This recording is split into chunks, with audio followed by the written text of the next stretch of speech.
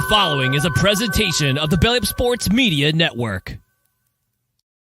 Here's what's cooking on today's Sports Stove Fantasy Baseball Show. We're replacing JT Realmuto, covering the latest news in Major League Baseball, and giving you this week's must-adds and drops. That's what's cooking on today's Sports Stove Fantasy Baseball Show.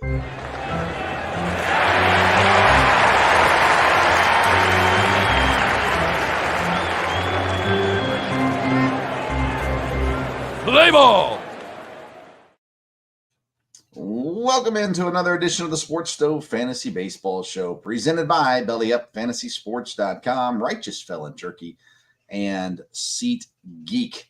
After 15 days on the IL, I have returned, and I am joined, as I am every single week, by the senior writer at BellyUpFantasySports.com, and the, let's see here, what's a good description this week? I would say the old faithful, the guy that's been around the league for several years and just won't go away, the one and only Kevin Wilson. Hey, Kev, how you doing, man?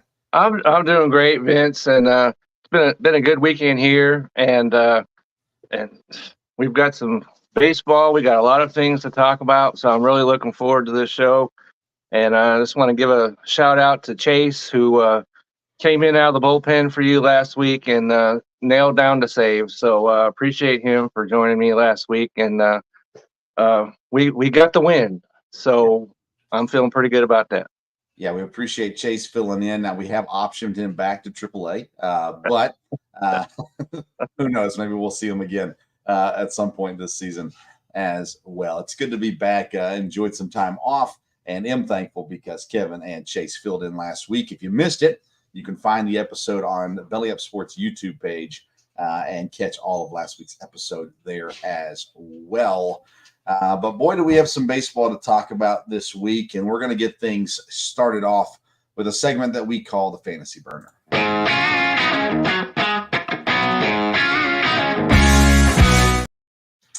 Our Fantasy Burner segment is presented by SeatGeek.com. Last Monday, I spent the evening in Tampa Bay, actually in St. Pete, sitting in right field, enjoying the Baltimore Orioles taking down the Tampa Bay Rays. And I did that because I purchased my tickets on SeatGeek.com, and I used the code BellyUpSports to get $20 off my purchase, which made my seating very affordable. It did not change the price of the concessions, but it did get my seats very affordable. And we had a great time as a family going to that ball game as well. So check out SeatGeek.com. Use that code BellyUpSports, and you can get $20 off your purchase as well.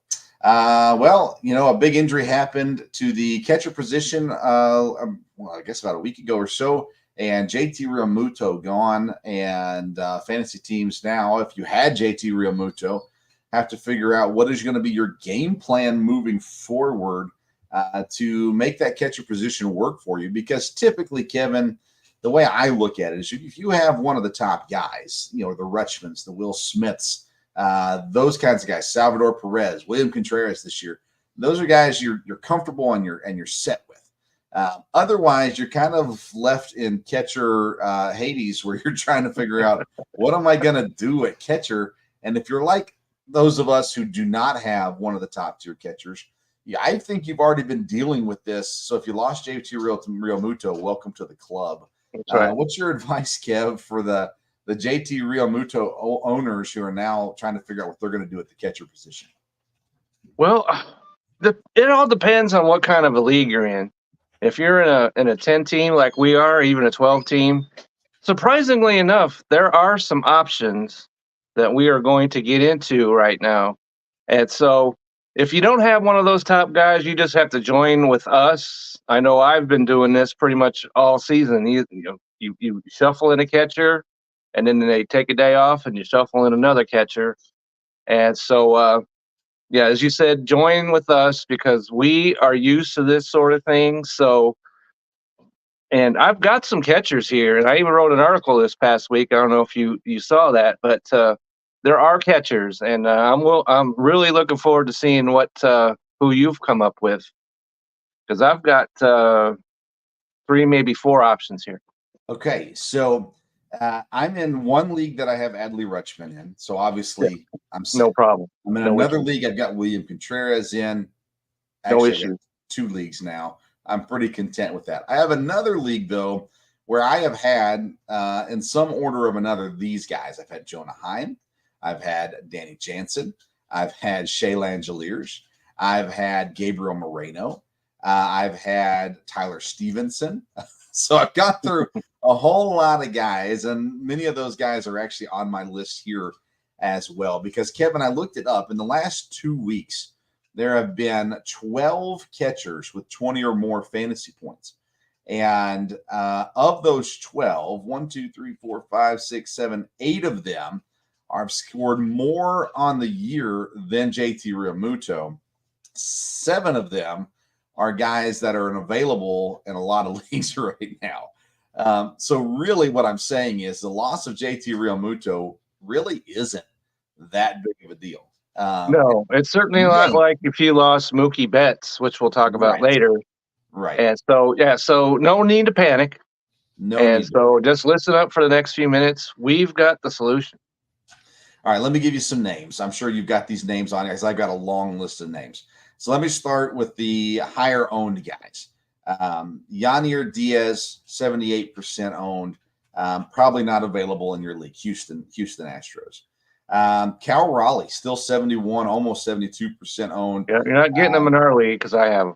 Yeah, he's taken in most leagues. Gabriel Moreno is the next guy at 55%. He has been a streaming catcher in the leagues that I've been in, where he's been on a team, then he's been in on the waiver wire, then he's been on a team and been on the waiver wire. And I've been looking a lot at matchups. He's actually on my roster right now in the league that I need catchers because the matchups are good. So those kind of the guys are at the top. Logan O'Hoppe, he's at 38.5%. We've talked about him on the program before. Again, he's gone through ups and downs as well. So a couple names I'll give you, and then Kevin, we'll see who you've got on your list. Mitch Garver, 12.4% owned. In the last 2 weeks, he's been the second best catcher in all of fantasy baseball. So right now, a decent time to get him. Tyler Stevenson, I think he's on the downward slope again, but I had him on my roster for a short time. 13.7% owned for the Reds. He also gets DH eligibility. I liked having him around for that. Then you get to the lower end names as well. Ivan Herrera in St. Louis, 2.8% owned. He, in the last 2 weeks, has been a top 6 or 7 catcher. And then, I don't know, names that I haven't really heard or paid much attention to yet this season. Tyler Soderstrom from Oakland, 3.8% owned. He's been a top 10 catcher in the last 2 weeks. And then Kyle Higashioka. I'll let you take that one. From San Diego, 0.2% owned. He's available in your leagues. And he's had a pretty solid little stretch here as well. Kevin, I got one other name, but I don't want to take them all, and maybe I already did. But the names on your list, how do they compare to those? Well, you named quite a few of them that I have. 2 names that you did not bring up is one is Connor Wong of the Boston Red Sox. He's currently at 16.7% rostered, which is kind of a mystery to me. Agreed. Because he's hitting 330. He even has 3 stolen bases. Coming into today, he's got an 8-game hitting streak. And he scored 6 runs. He's even stole 2 bases in that time. So if you're needing a catcher, I would look at Connor Wong. And another guy that you did not bring up is Patrick Bailey of the San Francisco Giants, who's at 5.9% rostered. And he sat out yesterday. And these are one of the things you kind of want to look at. Who sat out today, or so that for the next 3 games he's going to be in the lineup. He sat out yesterday, and he pinch hit and went 0 for 1, which broke his 7-game hitting streak. And so he was right back at it today with 2 for 5 and scored a run. And so those are the 2 guys that you didn't mention. I've got Herrera as well. I've got Tyler Stevenson, as you mentioned. He's currently in a 1 for 16 slump, but he can snap right out of that. Before that, he was in an 8-game hitting streak, of which he had 4 2-hit games. And so maybe he's one of those guys that you want to check when he's playing in Cincinnati. because that's one of the best hitting ballparks there is. And so let's see today, out of the lineup today. So that's good news to have. He's out of the lineup today, so you can be relatively sure. On Monday, there's always a short slate anyway, so he should be in the lineup tomorrow. But as you mentioned, there's no reason to panic. There are catchers that, if you play it right, will get you through this period of when Realmuto is on the IL, and probably give you better production than he was giving you anyway. Right. Long-term answers, if you don't want to do the streaming thing where you're going through catchers, which I think you'd be stupid to not do. But if I'm picking one or two guys that I say, I want these guys on my roster now, I'm going to try to ride these guys through the season. I think Connor Wong and Ivan Herrera are the two guys that I would look at. Now, Garver maybe fits into that realm. Moreno definitely, but he's at 55%. He's not available everywhere. But for me, Ivan Herrera has done enough to make me say, even when they're healthy at catcher, he's probably still going to be playing. And I think that he's going to carry through the rest of the year with decent production. Connor Wong, again, Boston, and what they've been able to do so far this year, what he's done to this point this year, I like what he's done. I like him as more of a long-term solution as well. If you don't want to have to mess with it very often. I mean, there are guys out there, Jonah Heim when he's healthy, but he's out right now. He can get it together at any time. But we've seen guys, Campusano from San Diego, up and down. Yeah, Danny he's Jansen, really down right now, so I didn't bring him up. Yeah, Danny Jansen, up and down. Shea Langeliers, up and down. Elias Diaz, he's injured right now, so you can't really spend a whole lot of time on him. Up and down a little bit there too. Basically, in my opinion, you've got Rutschman, you've got Will Smith, Salvador Perez, William Contreras, and David Fry as your guys that you're just locked in on. And if you locked into David Fry, good on you. Exactly. And after that, though, I just think you need to be streaming catchers. I do too. No matter who you have. Because, like I said, I've had 5 of these guys on my roster, and I've had some of them on there multiple times, depending on who they're playing or the kind of realm they're going through. So I think replacing JT Realmuto is a whole lot easier than replacing Ronald Acuna that we talked about earlier this season. Those kind of players, because Realmuto just isn't what he used to be. And we knew that coming into the year too, so that shouldn't be a surprise to anybody. But I would still desire him over a lot of these guys. I'd rather have a healthy Realmuto over Gabriel Moreno.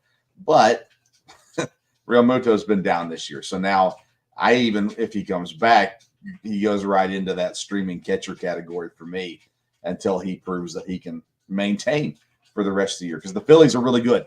And so if he's in the lineup, especially. Yes. Yeah. If he's in the lineup, he's a better option probably than most of these guys. But I do like Ivan Herrera a lot in St. Louis. And I think that the potential for him seeing consistent playing time through the rest of the season is pretty high. And Connor Wong, I'm with that as well. So I like those picks. And, Ivan Herrera, even though Wilson Contreras is coming back by the end of June, they're saying now. But I agree with you. I think Ivan Herrera has done enough where he can find a place in that lineup. And so hits in 8 of his last 12 games, 7 runs, he even stole 3 bases. And this is kind of the thing that we're talking about with catchers. There are actually some guys that are stealing bases. So don't be scared off about Wilson Contreras coming back if you want to go ahead and add Herrera to your lineup. And because he's been in the lineup. Unlike other catchers that plays 3 games, off a game, whatever, he's in their lineup. So that might change when Wilson Contreras comes back. But until that does happen and you see what exactly they're going to do with the 2 of them, I could add him right now and be pretty happy with it. Agreed completely. All right. Well, that's our Fantasy Burner segments presented by SeatGeek.com. And if you use the code BellyUpSports at checkout, you're going to get $20 off your purchase. It's time to move on to segment number 2 of the show, the call to the pin.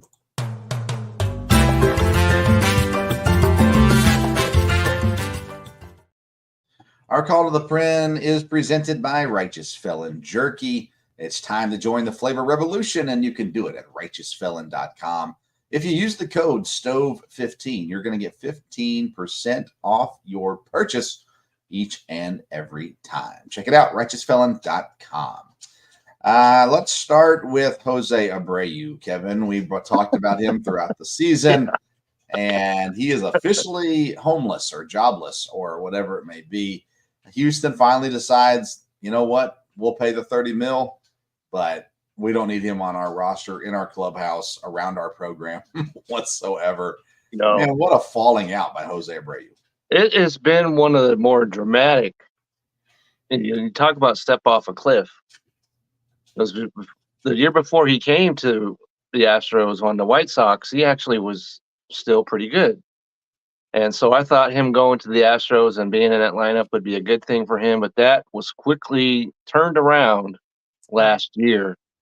And so there's no need. Hopefully you didn't have him on your roster before this. And so, but like you said, he's out there. Maybe he's going, taking his family to Red Lobster or something like that. I don't know. But you talk about a fallout. This guy is the very definition of that. Yeah, I mean, it was as ugly as it could possibly be in Houston. And, we saw it last year. And for it to continue this year, we talked about this with a few different teams saying, man, they just simply cannot be as bad as they were last year. I would have said the same thing about Jose Abreu. I would have thought he was going to have some sort of a bounce back. If you're Houston, would you more rather have Joey Votto? I think the answer is yes to that. And yet Joey Votto. And we don't even know where Joey Votto is right now. He's in Canada somewhere, but that's all we know. Yeah. It's wild that not only did it not work out, but that he didn't work out to the point where they say, you know what, it's time for you to leave. Right. and he's gone. Here's your $30 million. So, get out. Yeah. And off he goes into the sunset for probably never be seen again. That's why you don't want to be sad for any of these guys, because they, can afford to have the large shrimp in their meal if that's what they want to do. So. Yeah. One thing that Abreu was able to do, though, was to avoid a 97.9 mile per hour four-seamer to the left hand, unlike Mookie Betts, who today broke his left hand in the game against Kansas City. I saw the play. I don't know if you saw it, but I did not see the play. It's not something that if you're a Dodger guy, as I am, you don't want to see that. They're saying he won't need surgery, which is the good news out of that. But they don't know when he'll be back. And that comes on the heels of Yamamoto yesterday going on the IL because he pitched 2 innings and he's got a tricep issue now. So that's 2 potential. Well, Mookie Betts is an all-star. All-star. Yeah. And probably the fantasy MVP up to this point. Agreed. And Yamamoto, he was going to be an all-star, I'm sure, this year. And so that's 2 guys that, you just got to hope that the Dodgers, they're in a division where they can coast a little bit. No kidding. Yeah. And I think we're going to get into that a little bit later, here. Yeah. But talk about the 2 tough losses. The only thing that if Tyler Glasnow had gone down would be about the trifecta. It didn't happen, by the way. I don't want to give anybody any heart palpitations or anything. He pitched today, pitched pretty well. So if there's a team that's got the resources to maybe go and get somebody to help stall the storm, it's the Dodgers. Yeah, I mean, losing Betts is a big deal. It's a huge deal. Yeah. It's a huge deal. You still have bats, but Mookie would provided you so much at the leadoff spot, in the field, in the clubhouse, and to lose him is definitely going to hurt, but it's not going to hurt the Dodgers like it would have hurt Seattle or a Cleveland, those kinds of teams. I think you're right. I think the Dodgers can weather the storm because their division really isn't that good. And so I think it works out fine in the Dodgers situation. Now, I don't know. I'm assuming they probably haven't said how long he's going to miss yet. But if they're not going to do surgery, I mean, you're You know, talking they don't know. 6 weeks. Yeah, they say that he won't need surgery. Okay. So that's the good news You out know, of that. So in all the protective gear that they wear, I wonder why they haven't had something better for the gloves yet. Because I mean, you can put a plate in the back of that glove pretty easily and protect that hand. And it seems like that's a popular place to get hit. Like, why wouldn't they have batting gloves nowadays that protect the hands? and that's exactly where he got hit. Yeah. Is right in that left glove. Yeah. And so I don't know. It's a mystery to me. They come up there with those big things on their elbows and Yeah. and stuff, but I don't understand it either. Maybe it affects their swing. Who knows? But Yeah. You could put a little contraption on the end of the bat that kind of comes up over top the hands, like on a motorcycle kind of, and protects those hands where it wouldn't have to be right up against the hand, but it would be enough to help deflect. You know, it wouldn't break your hand if you got hit. I don't know. I got to think that there's going to be something pretty soon that protects the hands a little better than they do currently, because the shin guards and the shoulders and the forearms and the biceps and the everything else is protected. Why not the hands? That's the most fragile and open spot to break something for the batter, really, if you think about it. so you know, we're a little bit in mourning over here in Dodgerland, but they did win today, so we got that. We'll just live off of that for a while. Let's talk about the Cubs before we get to the council curse. Earlier this week against Tampa, 3 straight bunts that brought in 2 runs. This was an area that Craig Counsell refused to do when he managed in Milwaukee. And all of a sudden, here he is playing small ball and masterfully, might I add, against Tampa this week. When you saw that or heard that, I mean, were you amused by it? Were you applauding it? What were your thoughts on it? I would, well, first of all, I would applaud. Okay, because it's a viable strategy, and I think that speaks more to the Cubs' lack of hitting prowess than it does anything else. Nice, but if it worked, 2 runs as you mentioned, and so curse or no curse, hats off to him for coming up with that. Because right now the Cubs need everything they can get their hands on, because it's not going well in Cubs land right now. I want to say this, and then we're going to get to the council curse tracker. When I saw it, I wanted to like it, but it made me so angry because for years, Brewers fans were saying, just play some small ball, just bunt. I mean, there were time and time again where if they would have bunted, it would have put them in a better situation, and Counsell refused to do it. To see him do it 3 times in a row, if it was any other team, I would applaud it. Makes me sick to see Craig Counsell do it. That does bring us, though, to our council curse tracker.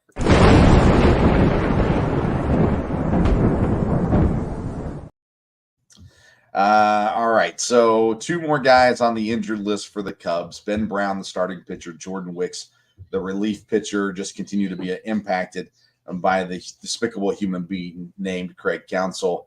But even better than all of that today, as of this very moment, the Chicago Cubs sit in last place in the NL Central, a half a game behind the Pirates.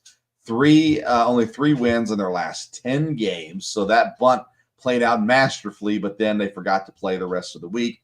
And they are now the worst team in the NL Central. They are not great on their run differential. They are almost they're really bad on the road, 15-23 on the road. They're 11-16 against teams that are 500 or better. And Craig Counsell has just been ripping the heart out of Chicago fans. I think he should probably get fired in order for the Cubs to be saved.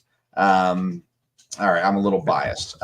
Kevin, any thoughts on how Craig Counsell continues to just absolutely demolish the Chicago team? The thing that really, you know, as you mentioned, the run differential is minus 16. And so that's a surprise to me. And it's kind of amazing. This whole NL Central race is kind of amazing because you've got 2 games that Yeah. separate second place and last. Right. And so if it was not for the curse, the Cubs, because they're not all playing well at all, really. You know, St. Louis is 6.5 minus 39 run differential. So Cincinnati has plus 14. And so any team, and I asked this to Chase last week, out of these 4 teams, do any of them, in your mind, put it together just a little bit so that they can get in the playoffs? Who do you trust more out of those 4 teams? St. Louis. That's who I trust. That's who I trust the most outside of Milwaukee. Right, they're going to win the division, no question about that. So I don't think that a Central team outside of the winning team gets a playoff spot. That being said, there's a very low bar right now to make a wild card spot, really in either conference. So, so I wouldn't put money on that just yet. But I don't think there will be a team deserving of a wild card spot. There might be a team that gets a wild card spot. Yeah, unbelievably enough, St. Louis is the number 2 wild card team at present. That's how. I want to be less than frightful here, but baseball in the National League has not been that great overall. Baseball has not been that great, Kevin. Right, as far as teams and whatever. Because right now, your wild card teams in the National League are Atlanta, which they've lost everybody. Then you've got St. Louis, then San Diego, and the Washington Nationals, of all teams, are tied for the number 3 wild card position. Arizona's a half game back, as is San Francisco. That is not a winning lineup to me in any way, shape, or form. There's none of those teams that have any chance of making any kind of dent in the postseason because they're supremely flawed, all of them. And so I know last year, the Dodgers went down in the first round and all that sort of thing. But these wild card teams, you don't need to fear them, at least not right now. Oh, no, 100% agree with you on that. And I just realized that my microphone has not been plugged in. So you've been able to hear me, but it's been through. Yes, I've heard you. I hope they're out there and yeah. My wife reports that you were coming through. She heard you, okay. So we're good. Very good. I was just looking at something. I said that should be plugged in, and so I was coming to you from a different microphone. But anyways, okay, 100% agree with you. The Cubs right now would be in second place in the AL West. So if that tells you anything, it's been a rough year for a lot of teams. It has been. And so although the Cubs are in last place, and I love it right now in the NL Central, listen, the Pirates are going to continue to skid. They're going to have a bad second half. The Reds, listen, they've got all the talent in the world. Right now, they have been better, run differential-wise, a fair amount better than Chicago. So maybe they pull off a second half run. But I trust the Cardinals more than the Cubs and the Reds. I mean, listen, the stats would tell you that someone else is going to make a wild card from the NL Central. I'm in shock that at 500, they're the second team right now in the wild card spot, which is really crazy. But the Central is as bad as any other division, I think, in the sport right now. And Milwaukee, they've won 2 straight. They seem to be winning series on a pretty regular basis. But they don't look like this dynamic team that's unbeatable. Yet they've been able to pull off the wins and enough of them to hold a 6.5 game lead right now in the NL Central. Well, one of the things you've got going on in Milwaukee is one of your pitchers is named Wilson. So you got that going. And so and he hasn't looked, he's looked pretty good. And that's an advantage right there for the Milwaukee. Season as a relief pitcher, Kev. And ends up in the rotation because of all the injury issues. Okay. He was a guy that could come in and give them 2 or 3 innings if they needed to. Now he's given them 4 to 6 innings, and he's surviving. There's not a lot of confidence in Brewer Nation that Bryce Wilson's going to be a Cy Young winner, but nonetheless, he's doing his job. No. He's No, you don't doing need what he's that. asked. You don't need Cy Young. You just need him to, as you're saying, give you 5-6 innings every fifth day. You're good. All right, Kevin, here's the question I have for you. Okay. Which team that is currently in first place in their division will not be in first place at the end of the season? And I will tell you my answer while I let you think about it. I think every team that sits in first place right now finishes the year in first place. I do too. Just simply because, as we just mentioned, the teams that are behind them aren't the only team that I would say that has a chance of not finishing first is Cleveland. Okay. Because Kansas City, Kansas City and the Yankees, because this week in baseball, you're going to want to pay attention because the Baltimore Orioles and the New York Yankees play each other this week. And who did Baltimore just play? Putting you on the spot. Philadelphia. Okay. And I think that's right. They and won the series, didn't they? And they did. And so Baltimore, you got to take them seriously. They're only 2.5 out. So while I'm even talking about this, I think the Yankees are the team, unbelievably enough. Baltimore can pass them. And so I think all of them finish first, as you're saying, but Baltimore is the one team to me that has a legitimate shot at first place in baseball right now. So I think Baltimore makes sense to say, if you're going to say one, because they're the closest to the first place team. They are very good. They pretty much dominated the Phillies. They beat them today 8-3, yesterday 6-2. They lost 5-3 the other day. But Rodriguez looked great on Saturday. Burns was back at it again today. So I agree with that, I think. But my answer would actually be, if I was going to pick a team to not finish first, it'd be the Mariners. Just because, well, you know what? Forget it. I'm on the Mariners bandwagon. Add me to the list. I would have said that last week. Yeah. Because, Chase and I talked about that. We keep waiting for Houston to get going. And or Texas. Texas, okay. Yeah. They beat the Dodgers 2 out of 3. Yeah. And then they go in there with momentum in the Seattle, and all they do is get swept. Yeah. Swept right out of Seattle, get out. And so let's see, they're 8.5 out. Yeah. And so Houston's half game behind them. I think Houston legitimately will pass them because they're going to get healthy. So, but 9 games back is Houston. So that's a lot to make up. And we're in June already. And so I'm not a big believer in Seattle because they're only at plus 14. So it's not like they're dominating, even Cleveland's at plus 87 run differential. That's a domination kind of scenario. And of course, the Yankees are at plus 130. Well, and that's where Texas was last year. Texas was at plus 140, plus 160 at times last year. And then they have no health. Their pitching staff is depleted. They didn't go out and sign a pitcher that made sense for them this year.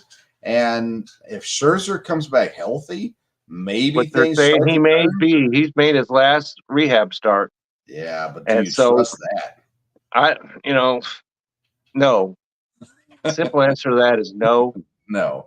Yeah, I agree. So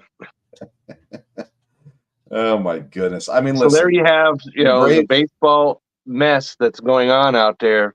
Yeah. That you got some few teams that if you can trust.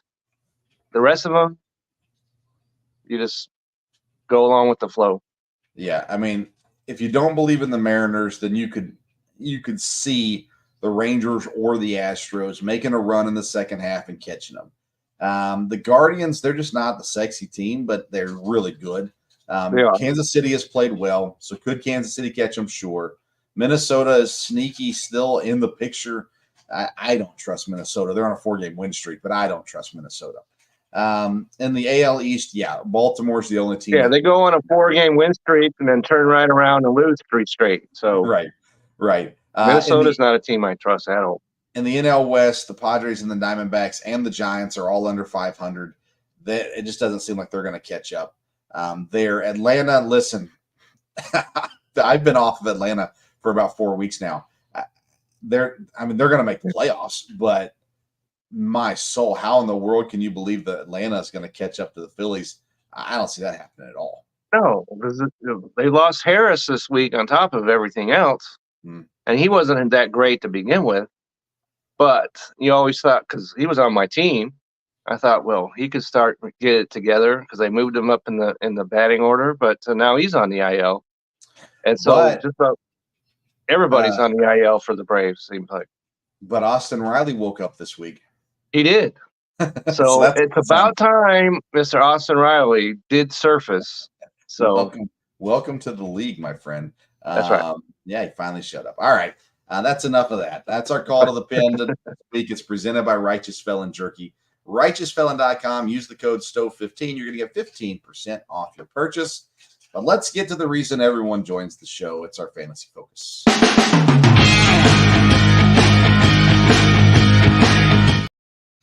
Fantasy Focus is presented by BellyUpFantasySports.com, your one-stop shop for all articles related to fantasy sports, including all of Kevin Wilson's articles can be found at BellyUpFantasySports.com.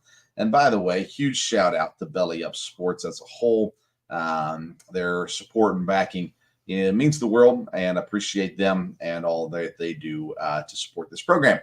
All right, let's get into ads and drops this week. I've got 3 drops. I've got 4 ads, but only 2 that are. I got 2 that are probably already on rosters, but I felt like they needed to be mentioned. So we'll talk about those 2. So let's start with the additions this week, Kevin. Who do you like? Who do you think we should add this week? Okay, so the first guy that goes to the top of my list, we talked about Kansas City just a moment ago, and that's Alec Marsh. Goes right to the top of the list. He's at 9.1% rostered. He's 5-3, 3.63 ERA, outstanding 1.09 WHIP. Tuesday, and we've talked about it all the time, matchups are very important. Tuesday versus the Oakland Athletics. And he's coming off a start where he pitched against the juggernaut New York Yankees. And that was the only game that Kansas City won against them, by the way. 7 innings, no runs, 1 hit, 7 strikeouts, 3 walks, 26 fantasy points. So if he can get 26 fantasy points against the fearsome New York Yankees lineup, he should be able to do pretty well, I would say, against the Oakland Athletics. I'm sorry, Nathan, but that's just the way things work out right now. Oakland, as we know, is not that great, not good. So I love that matchup, and I love that he's less than 10% available. So he goes right to the top of my list.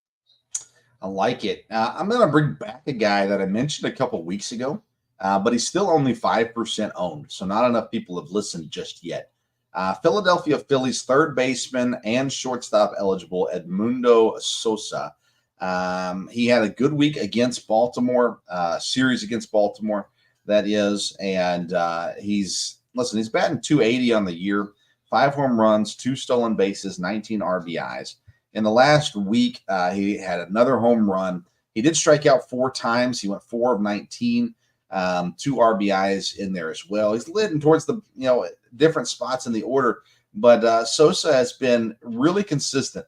He had a very slight dip the week previous, but he's come back around again. He's just been there. He had a bad series or a below average series maybe against Boston where he only scored 1 point, but against the Mets, he put up 8 points.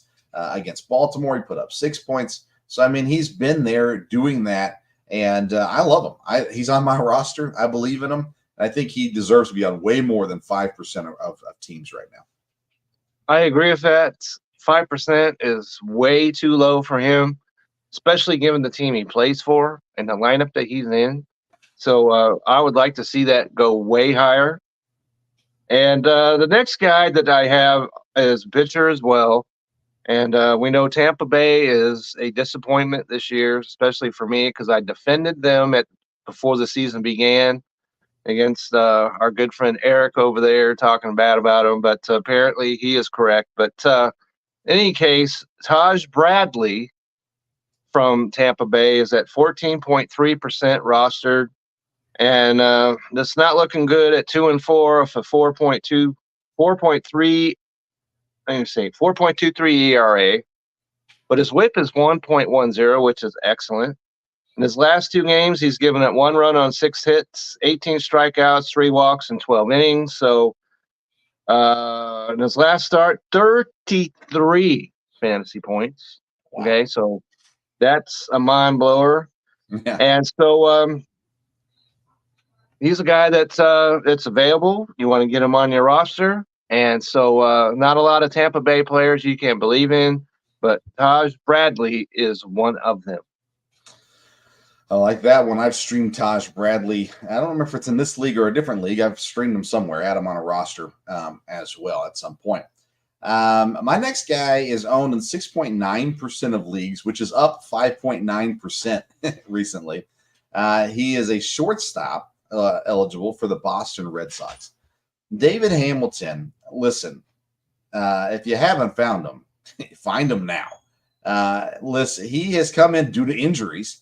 He has come in and played shortstop because they moved their shortstop to the outfield to fill in for Abreu and others that were injured in the outfield.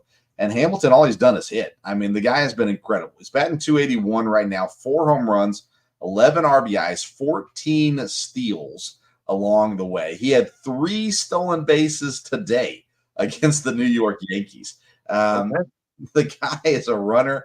He's an athlete. He's a young gun that has been called up. He has bat leadoff at times in Boston as well. This kid needs to be on rosters. He is that good. I believe he should be rostered in every single league because everyone has injury issues right now. Now, he only holds shortstop eligibility, so that may limit him in some leagues. But I will tell you what, if you've got a spot, you can put him in your lineup. I don't think you'll be disappointed. Against Philadelphia, he had a great series, 11 points against Philadelphia. But in one game, he did score 8 points. That's the game he got his home run in. Against the White Sox in the series before that, he had an 8-pointer as well. Today against the Yankees, he had a 7-pointer. I love David Hamilton, and I tripped upon him. It was a complete sheer luck that I found him, but I have absolutely loved having him on my roster.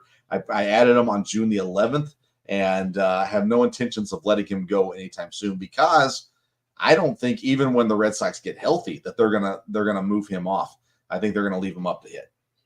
Okay, so there's a player coming up in my drops that could be quite, if he's available in your league, there's a guy that can replace the guy I'm going to talk about, but that's in a minute, so I like that. And so there's a guy, as a couple weeks ago, I wrote that article about how to replace Ronald Acuna, and which kind of surprising because it's been viewed over 50,000 times. And this player, Alex Burleson, is the guy I'm talking about right now. I brought him up last week as well. St. Louis outfield DH. He's still at 11.4% roster. 272, 9 homers, 24 RBIs. Hits in 11 of his last 14 games, of which he's scored 7 runs. And during that period, he's homered in 3 straight games. Wow. And so this guy is hot. And so, and he's available. So he's a guy that I really like a lot. And we mentioned St. Louis. They're getting their act together over there. And he's in a pretty decent lineup. So at 11.4% rostered. And we mentioned about having a guy that can DH for you if you've got a DH slot in your lineup, as we do. And so I really, really, really like Alec Burleson. So if you need outfield help, go get him. He's playing well. Okay, let me get to some guys that are owned in more leagues than what we normally bring up in this category. But this is a guy we talked about dropping earlier in the season. We have talked about him since as well. But he's the Houston pitcher, Hunter Brown. Hunter Brown has started the season horrendously. In his last 2 outings against the Angels, 24 points by 7 strikeouts, 0 earned runs, 6 innings pitched. In Detroit, against Detroit, 7 innings pitched, 9 strikeouts, 31 fantasy points.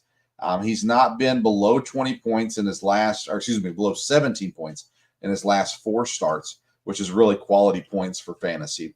And by the way, this Thursday, he plays the Chicago White Sox. So Hunter Brown should be on your roster this week, and you should pitch him this week if he's available in your league, because he has found what he needed to find, and he's got a phenomenal matchup this week. He does. As you mentioned, he's been a yo-yo this season.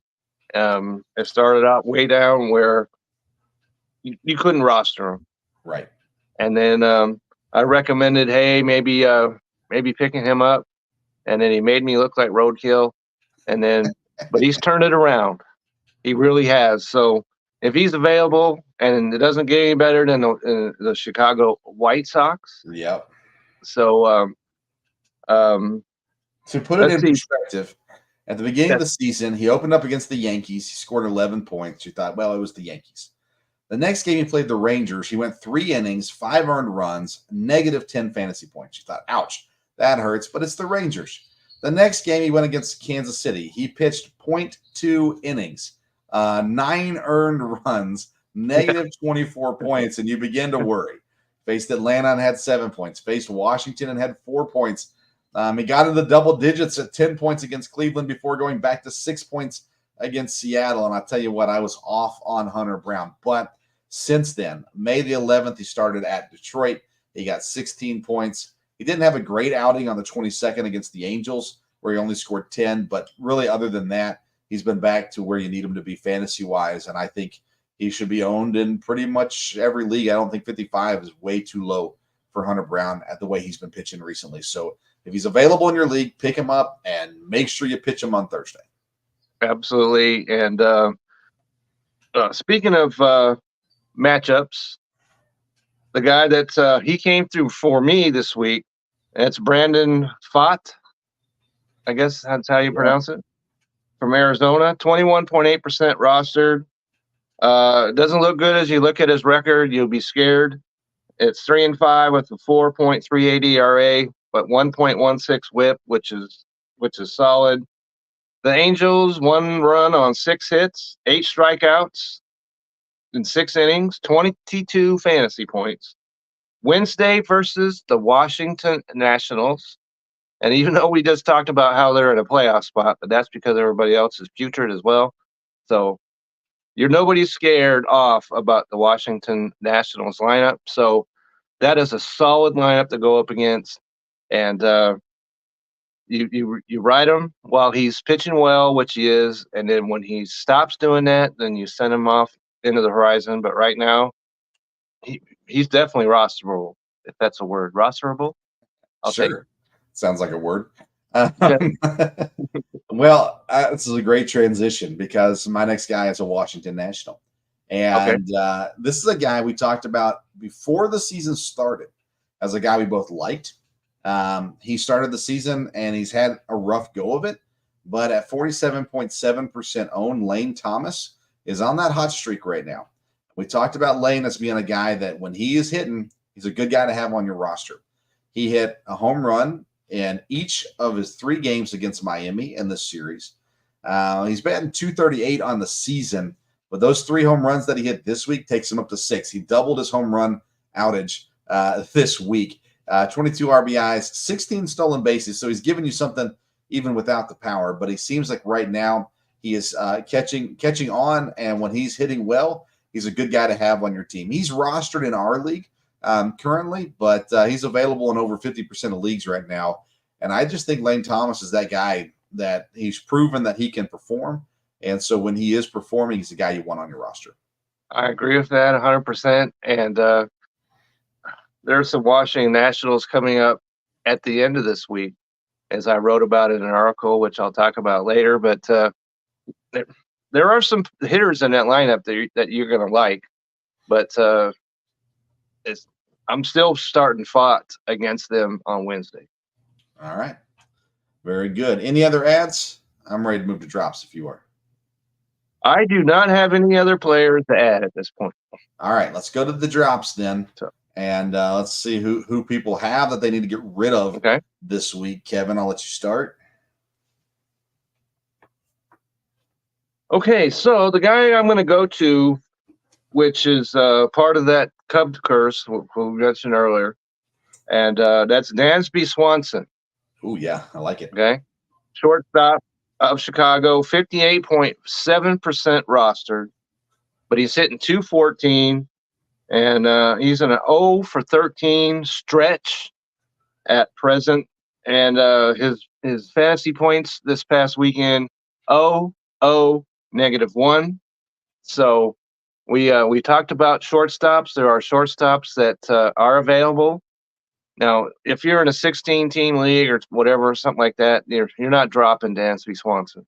Let's be clear on that. But if you're in a 10-team league like we are, there's shortstops that are much better off right now than Dansby Swanson. So I'd be looking for one of those guys because he's just not getting it done this year. Agreed. I'm going to go with a pitcher that is on Kevin Wilson's roster. And he's going to argue why you shouldn't drop this guy, at least not this week. And he might be right. 65% owned Minnesota Twins pitcher Bailey Ober. He pitched well today against Oakland, and he plays Oakland again on a scheduled pitch Friday. I'm not sure that he will since that game got pushed back a day. He might not pitch again until Saturday. But either way, he did perform well today against Oakland, going 6.1 innings, 8 strikeouts, 24 fantasy points. But before this, and I'm assuming, Kevin, you have him because he was playing Oakland. But before this, he had a -1 against Kansas City, a -3 against Cleveland, a 2-pointer against New York Yankees, and a 6-pointer against Pittsburgh Pirates. If he gets to play the Oakland A's again, maybe he's worth another start, but I don't think Ober's a guy that I want on my roster. Well, as you alluded to it, he's on my team exactly why he played Oakland. Yeah. And if you are in need of a player, I could see maybe dropping him because, as you mentioned, he don't pitch again till Wednesday, maybe Saturday. Probably Saturday because it's Sunday. And so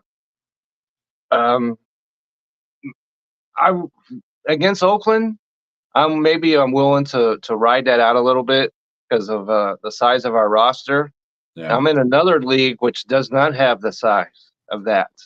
You only have 3 outfield slots, and you only have 9 pitching slots, and doesn't have the roster space. So in that scenario, no, you don't want to keep him around. So, but I think I'm going to keep him right now. Maybe I'll see how, because as I mentioned, there are a lot of teams off tomorrow. Yeah, true. So that might be a move I'm going to look at. I already made a couple moves with tomorrow, but in mind. But I'm very happy with him at this point because of what he did today. So sure. I'm not going to discuss him as a drop. However, there is a pitcher. I mentioned a Tampa Bay pitcher earlier. Uh-huh. Now there's another Tampa Bay pitcher that you want to jettison, and that's Ryan Pepio. Yep. Okay. Hey, I saw him pitch in person. You saw him pitch in person, so you can add a little bit to this. Okay, 48.8% rostered. He's 4-4, but a 4.57 ERA. It's not looking good in his last 2 starts. 9 runs on 15 hits and 10.2 innings. Okay, doesn't pitch until Friday at Pittsburgh. So, as we just mentioned earlier, if you're needing a pitcher, don't wait around till Friday having this guy take a roster spot. I would move on from him. And Pittsburgh, they are hitting the ball a lot better. So that is not a plus matchup as you might expect it to be. So there's got to be a pitcher in a 10-man league that will deliver the goods better than Ryan Pepio, or however you pronounce that. Yeah, you got it. Yeah. Okay. Let's go Pepio. That's what they were saying in Tampa this week. Well, he didn't go, so that's a problem. Yeah, he did not. First pitch of the game, home run for Baltimore. So never a good time. I'm going pitcher as well again, 59% owned. And I hate to do this, but Los Angeles Dodgers starting pitcher Walker Buehler. Yeah, he's nowhere to be found right now. He's pitched in 7 games. He only has 1 game of double-digit points. That was against Cincinnati on May the 18th, where he scored 28 fantasy points. But in all his other outings, 6 points, -4 points, 6 points, 8 points, 1 point, 2 points. And this week he is playing and starting at Colorado, We don't love pitchers starting at Colorado. Yep. Walker Buehler's not put up the numbers this year to make me think he's going to be good at Colorado either. And listen, I'm a Walker Buehler fan for many reasons, but man, he's just not a fantasy pitcher this year, and I don't think he should be on 59% of rosters. No, that's name recognition at its highest form. And, I'm a fan of him, not just because he's a Dodger, but what he's overcome. But in fantasy, you got to be laser focused. We are here to win, not play because we like. That's why you don't see 10 Dodgers on my team.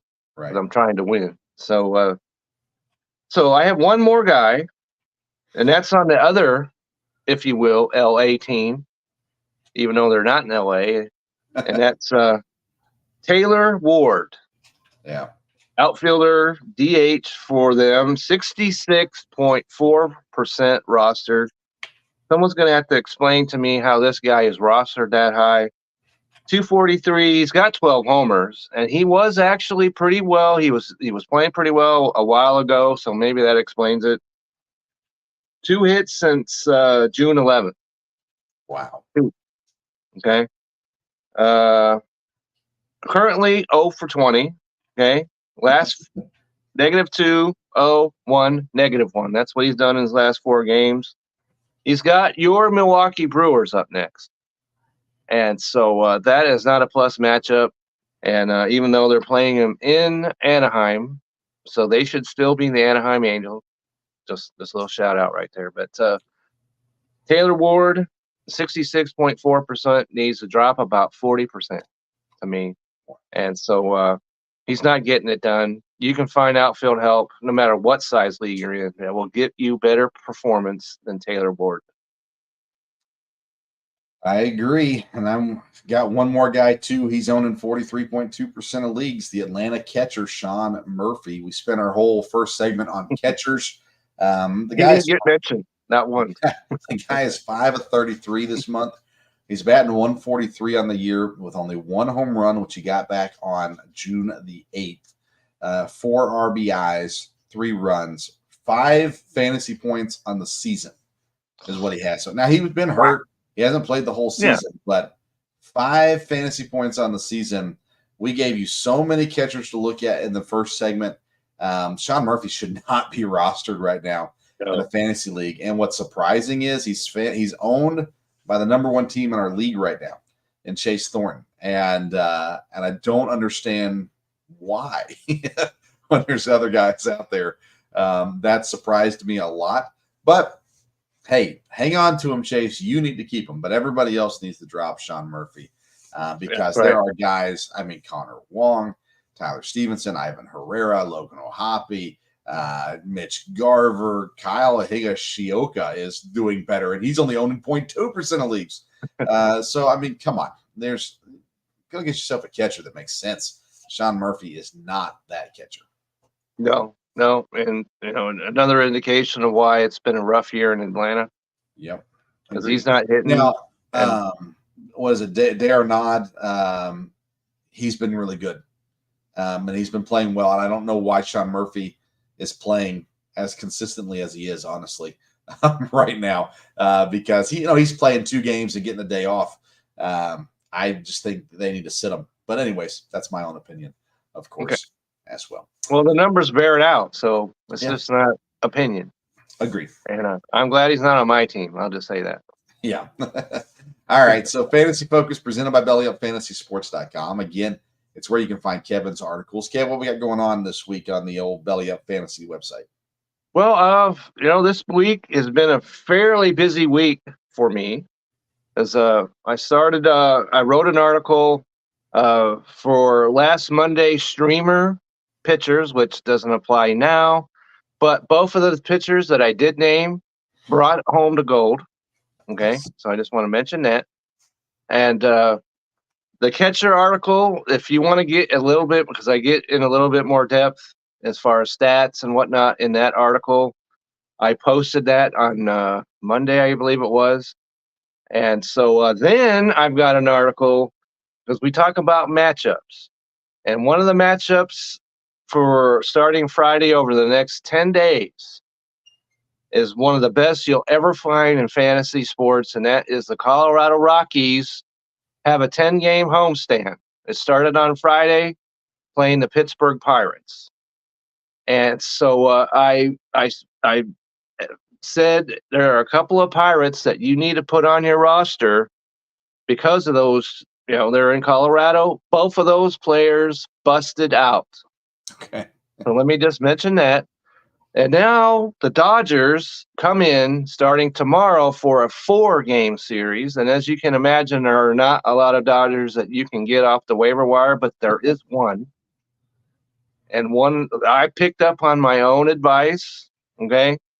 And so you need to go check that out. We mentioned the Washington Nationals. They play the last 3 games of the homestand next weekend in Colorado. And there are a couple of Colorado hitters that you need to get on your roster before that series starts. So I would check that article out and follow the advice, especially now that Mookie Betts is out. This guy is going to be higher up in the batting order, maybe, but you need to get him on your roster, and you need to get Washington Nationals on your roster for this weekend coming up. Yeah. So all of that is on the Belly Up Fantasy website. And so you can always get me on X, Twitter, whatever the heck, at Kevin62, WILSEA. And I always appreciate those that follow and ask me questions and look for advice. I'm happy. That's why I'm here to help out. So. All right, very good. I've got a fairly busy week as well. Tomorrow night, Monday night, at 8 o'clock Eastern Time, I'll be live with Ryan Jackson doing the EKU local hour, Sports Stove local hour, covering EKU football. And we've got a big show and a pretty massive announcement coming tomorrow night as well about some content that's going to be coming from Belly Up Sports in the near future. And so tune in tomorrow night for that. And then Wednesday night, me and my dad will be back. We'll be talking baseball, football. We're going to start getting into fantasy football this week.